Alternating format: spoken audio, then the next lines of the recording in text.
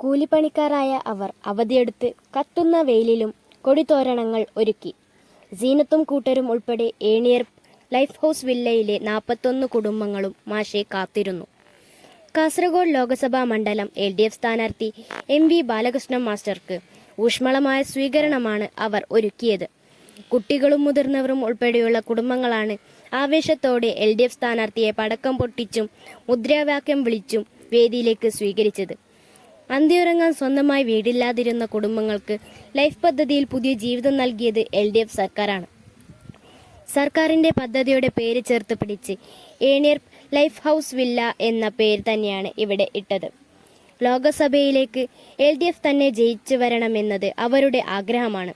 എല്ലായിടത്തും തെരുവ് വിളക്ക് സ്ഥാപിച്ചുവെന്ന് അവകാശപ്പെടുന്ന MP പലതവണ ആവശ്യപ്പെട്ടിട്ടും ഇവിടെ ഒരു വിളക്കുകാൽ പോലും സ്ഥാപിക്കാൻ ശ്രമിച്ചില്ല. മാഷ് ജയിച്ചു വന്ന ലൈഫ് ഹൗസ് വില്ലയിൽ പ്രകാശം പരക്കുമെന്ന പ്രതീക്ഷയിലാണിവർ. വില്ലയിലെ പ്രശ്നങ്ങളെല്ലാം അവർ മാഷിനെ മുന്നിൽ അവതരിപ്പിച്ചു. ഇവിടുത്തെ അടിസ്ഥാന സൗകര്യം ഉറപ്പാക്കണം, കുട്ടികളുടെ വിദ്യാഭ്യാസ പുരോഗതിയും കുടുംബത്തിൽ സർക്കാർ ജോലിയും തുടങ്ങിയ ആവശ്യങ്ങളാണ് LDF സർക്കാരിൻ്റെ മുന്നിൽ ഞങ്ങൾ വെച്ചിട്ടുണ്ട്. അത് ഉറപ്പായി ലഭിക്കുമെന്ന പ്രതീക്ഷയും ഞങ്ങൾക്കുണ്ട്. ഞങ്ങളുടെ കൈപിടിച്ച് ഈ സ്ഥിതിയിലെത്തിച്ചവരെ മറക്കാൻ കഴിയില്ല, ഞങ്ങൾ മറക്കുകയുമില്ല.